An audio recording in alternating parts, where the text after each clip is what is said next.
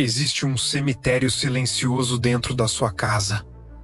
Você provavelmente evita olhar diretamente para ele, mas sabe exatamente onde estão os túmulos. Talvez seja aquele violão empoeirado no canto do quarto, com cordas que não vibram há meses. Talvez seja a pilha de livros de idiomas na estante, comprados em um surto de esperança à meia-noite, mas que nunca foram abertos além do capítulo 2.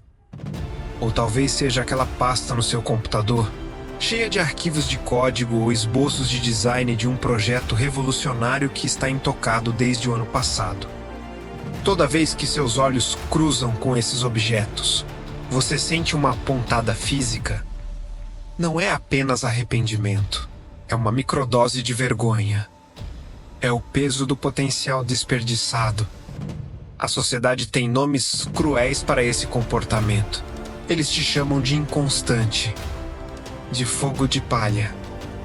Ou usam aquele ditado antigo e doloroso: um pato anda, nada e voa, mas não faz nada direito. A narrativa que você construiu na sua cabeça é sempre a mesma e é brutal.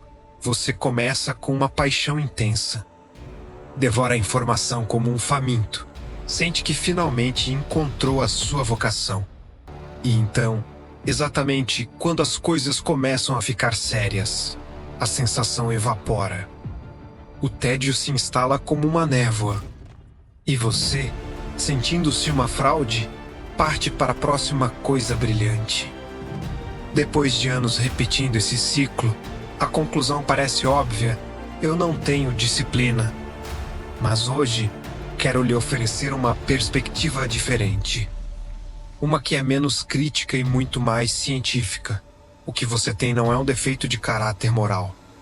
Na verdade, você compartilha a mesma arquitetura neural de um gênio polímata. Você possui o instinto de caçador de conhecimento. O problema não é quem você é. O problema é que ninguém nunca lhe entregou o manual de instruções do seu próprio sistema de recompensa. Você está tentando rodar um software de alta performance sem entender como o hardware processa o combustível. Para desbloquear esse potencial e parar de abandonar projetos, precisamos dissecar a falha biológica exata que faz você desistir cedo demais. Vamos começar analisando o porquê do início ser tão viciante. O seu cérebro, biologicamente, não se importa tanto com a posse do conhecimento. Ele se importa com a taxa de aquisição desse conhecimento. Os cientistas cognitivos chamam isso de erro de previsão de recompensa. É um termo técnico para uma sensação muito humana. Quando você começa algo novo, digamos, fotografia, a curva de aprendizado é vertical. Você sai do zero absoluto para o entendimento básico muito rápido. Em questão de dias, você aprende sobre inviso, abertura, enquadramento. A quantidade de novidade por minuto é gigantesca. Para o seu cérebro, isso é uma injeção maciça de dopamina, é químico. É a mesma neuroquímica da paixão romântica. O mundo parece cheio de possibilidades. Você se visualiza como um fotógrafo premiado. Você compra o equipamento. Você mergulha de cabeça. Mas isso é uma armadilha biológica. Esse estado de euforia é o que chamamos de o pico do novato. E ele é insustentável. Inevitavelmente, você chega a um ponto onde entende a lógica central. Você sabe como a câmera funciona.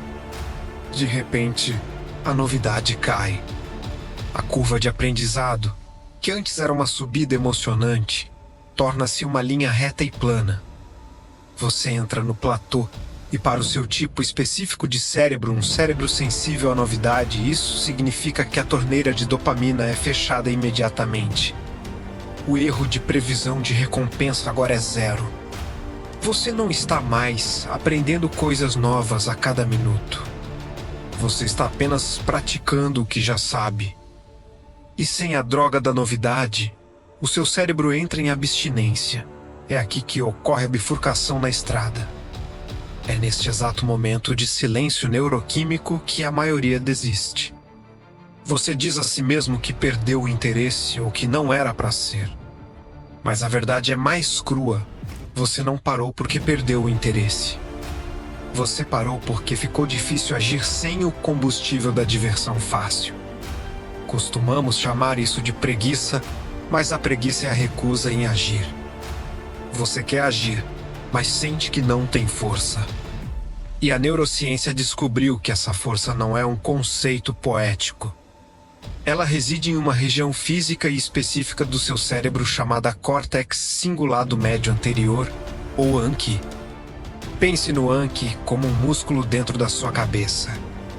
Estudos recentes e fascinantes mostram que essa área só se ativa, só acende nas ressonâncias magnéticas, quando você faz algo que não quer fazer.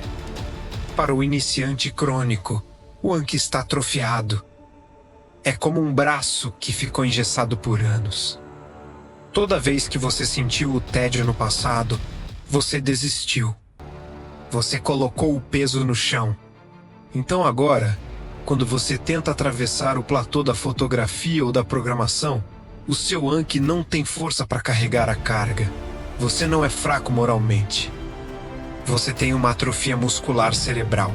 Então, como consertamos isso? Como transformamos um cérebro viciado em inícios rápidos em uma máquina de maestria? A resposta não é força de vontade bruta. Você não entra na academia no primeiro dia e tenta levantar 200 quilos. Você vai se machucar e nunca mais vai voltar. Precisamos de sobrecarga progressiva.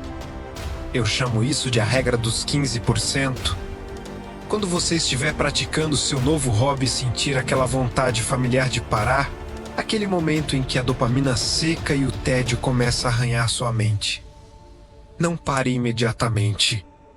Mas também não tente se forçar a trabalhar por mais 4 horas. Isso é pesado demais para o seu Anki atual. O segredo é empurrar apenas 15% além do limite. Se você planejou ler 10 páginas e quer desesperadamente parar na página 3, leia até a página 4 e feche o livro. É nessa pequena fresta, nesses 5 minutos extras de desconforto deliberado, que a mágica acontece. É ali que o seu Anki está crescendo. Você está ensinando ao seu cérebro que ele é capaz de operar sem dopamina imediata. Com o tempo, essa tolerância aumenta e o platô deixa de ser um cemitério e passa a ser apenas um caminho. Agora, preciso abrir um parêntese crucial. Alguns de vocês que estão me ouvindo podem ter TDAH, transtorno de déficit de atenção com hiperatividade. Para vocês, o conselho precisa de uma adaptação. O sistema de dopamina de um cérebro com TDAH funciona de maneira diferente. E tentar vencer apenas na força de vontade pode levar à exaustão e à paralisia. Se você tem TDAH, você não precisa apenas de força interna. Você precisa de andaimes externos. Você precisa de visualização de tarefas, quebrar o projeto em etapas tão pequenas que se tornem ridículas. Você precisa de Boblin trabalhar ao lado de outra pessoa, usando o foco dela como âncora. Você precisa de cronômetros visuais para que o tempo não pareça infinito. Não tente lutar contra a sua biologia. Projete um ambiente que a suporte. Use ferramentas externas para ajudar o seu Anki a carregar o peso. Mas, independentemente da sua neurobiologia, existe um último inimigo que todos nós enfrentamos no mundo moderno: a intolerância ao tédio. Vivemos na era dos estímulos supranormais. O TikTok, o açúcar, os videogames, todos eles são projetados para inundar seu cérebro com dopamina sem esforço algum.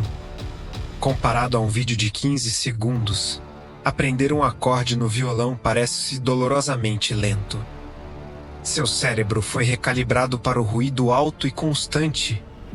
O segredo da maestria, então, não é apenas aprender a habilidade. É aprender a suportar o silêncio. Precisamos redefinir sua relação com o tédio. Normalmente, vemos o tédio como um sinal vermelho para parar. Mas, na verdade, o tédio é o filtro. Ele é a tela em branco necessária para codificação profunda. É a sensação do seu cérebro mudando de marcha, passando do modo consumo passivo para o modo criação ativa. Minha proposta para você hoje é prática. Esqueça a ideia de mudar sua vida inteira da noite para o dia. Quero que você escolha apenas um item do seu cemitério de projetos. Apenas um. Não precisa ser algo que vai te dar dinheiro ou fama. E comprometa-se com um desafio de 6 meses. Mas aqui está o truque. Seu objetivo não é se tornar bom.